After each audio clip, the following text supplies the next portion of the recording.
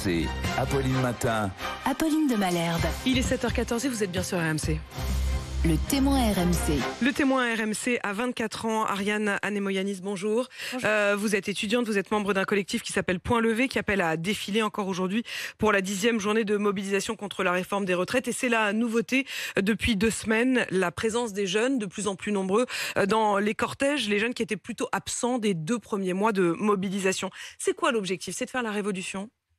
Alors déjà, les jeunes, ils étaient dans les cortèges en fait depuis 2 mois, mais après, ce qui est sûr, c'est que le 49.3, il a fait déferler la jeunesse comme jamais auparavant. Il n'y a jamais eu autant de jeunes, non seulement dans la rue, mais aussi dans les assemblées générales. Je pense que c'est des chiffres, il faut le voir, ça atteint les chiffres de la mobilisation de 2018 contre Parcoursup. Donc c'est un gros mouvement étudiant et c'est un mouvement qui aussi se déploie dans des universités d'élite, Paris-Dauphine, les écoles d'ingénieurs, les Sciences Po, Assas qui a été bloqué, faut le voir. Ça c'est la faculté de droit. Hein. Je ne sais pas si tous les jeunes veulent faire la révolution. En tout cas, il y a beaucoup de jeunes qui chantent Macron démission dans les AG, qui chantent grève, blocage, Macron dégage dans les manifestations. À mon avis, il y a une colère immense de la jeunesse. Je pense que le 49.3, c'était le crachat de trop à la figure des jeunes, mais aussi du reste de la population après 2 mois de mobilisation. Et à mon avis, c'est pas prêt de s'arrêter. Je crois que les renseignements territoriaux, ils ont dit qu'il y aurait 3 fois plus de jeunes. 3 fois plus de jeunes, aujourd'hui, c'est ce qui est prévu aujourd'hui. Que la journée précédente, qui était quand même déjà une journée historique, massive. Je pense que c'est un mouvement jamais vu depuis presque 1968. Vous restez à la fin des manifestations, vous?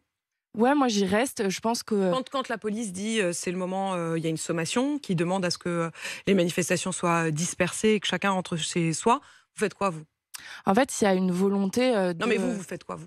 Moi, je suis restée jeudi, je suis allée en manifestation spontanée les autres jours. J'ai été réprimée par la police aussi parce qu'en fait, je voulais aller sur les piquets de grève soutenir les travailleurs parce qu'en fait, il y a des phénomènes de jonction entre les travailleurs et les étudiants. Ça plaît pas du tout au gouvernement. Il veut absolument réprimer, briser cette jeunesse. Donc oui, en fait, moi, j'ai été aussi victime et témoin des violences policières contre la jeunesse. Je pense qu'il faut voir à quel point c'est important. Alors, je vous repose ma question. Quand la police dit c'est le moment de rentrer chez vous, vous rentrez pas chez vous?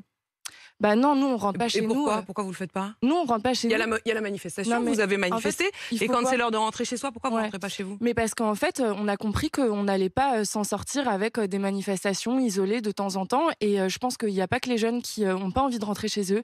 Il y a toute la population. Je pense que vous avez vu que la grève elle est en train de se durcir, qu'il y a une grève reconductible dans le pays, qu'il y a une volonté d'aller chercher bien plus loin que la réforme des retraites. La mobilisation, elle est très importante. Mais je vous pose cette question-là parce que c'est évidemment dans les fins de cortège. Il y a eu ces moments où ça a dégénéré récemment, je vais vous donner quelques notamment exemples. dans les rues de Paris ou d'autres villes.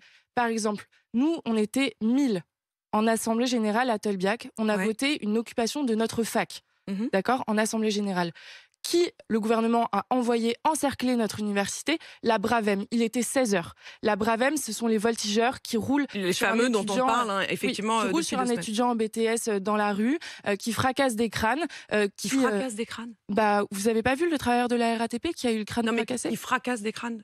C'est leur objectif de fracasser des crânes. Il y a deux personnes qui sont entre la vie et la mort suite à des manifestations à Sainte-Soline. Tout à fait, mais vous dites les Bravem fracassent des crânes. Je voudrais simplement, je vous pose la question parce que c'est important.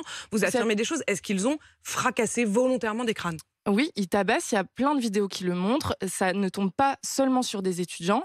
Il y a aussi 2 personnes qui sont entre la vie et la mort suite à des manifestations à Sainte-Soline. Il y a énormément de jeunes qui ont subi des violences policières. Je vous rappelle quand même que la Bravem, c'est quand même les héritiers de la police qui a tué Malik Oussekine en 1986. Je pense qu'il faut le voir. On n'est pas le seul à le dire. J'ai reçu la semaine dernière Arié Halimi, qui est un des avocats de la Ligue des droits de l'homme et qui exprimait tout ça. Il dit quand même qu'il a peur pour ses étudiants qu'il y en ait un qui ait le même sort que Malik Oussekine. Je pense qu'on a un moment où le gouvernement, non seulement il est en train de passer en force une réforme criminelle pour la plupart de la population, la majorité de la population. Criminel, enfin c'est des mots très importants. Criminel, ça veut dire quoi? Ça veut dire que la volonté c'est de tuer et des égoutiers qui ont 17 ans d'espérance de vie en moins que des cadres devront trimer 2 années de plus. C'est-à-dire qu'en fait on ne permet pas à la population de profiter de la vie. Je trouve ça très important dans ce contexte inflammable de dire les choses de manière précise et assuré. Quand vous dites ils fracassent des crânes, quand vous dites ils sont criminels, sous-entendu avec une volonté de tuer. C'est ça le mot criminel. Est-ce que c'est vraiment ça ce que vous souhaitez dire? Est-ce que vous estimez qu'aujourd'hui, il y a une volonté de tuer de la part du gouvernement? Je pense qu'il y a et de la part de la police. Une volonté de terroriser la jeunesse, il y a une volonté de la réprimer au point d'avoir des mutilés. Il y a un cheminot qui a été éborgné, il y a une AESH qui a perdu un doigt, il y a 2 personnes qui sont entre la vie et la mort depuis ce week-end, il y a un certain nombre d'étudiants qui ont été les blessés du côté des forces de l'ordre? Non mais madame, vous voyez bien qu'il y a une situation de violence, c'est pas moi qui le dis, je veux dire, il n'y a pas que les révolutionnaires du point levé qui disent qu'il y a un niveau de violence important. Ça fait 2 semaines qu'on parle de la violence des 2 côtés. Vous ne choisissez qu'un seul des côtés, et ce qui me frappe quand même, c'est que dans ce contexte où en effet tout est inflammable, quand je vous demande, quand la police dit maintenant c'est l'heure de rentrer chez soi, ça, vous n'en tenez pas compte, ça ne compte pas à vos yeux. Mais en fait, vous voyez bien qu'on est dans une séquence, un mouvement qui est en train d'aller chercher bien plus que le retrait de la réforme.